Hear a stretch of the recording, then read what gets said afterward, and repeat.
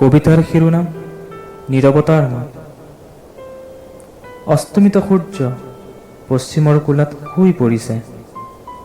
এখোজ দুখোজকৈ এন্ধাৰো নামি আহিছে। হয়, নীৰৱতাই মাতিছে হাত বাউলি। শুনিছানে কেতিয়াবা নীৰৱতাৰ মাত?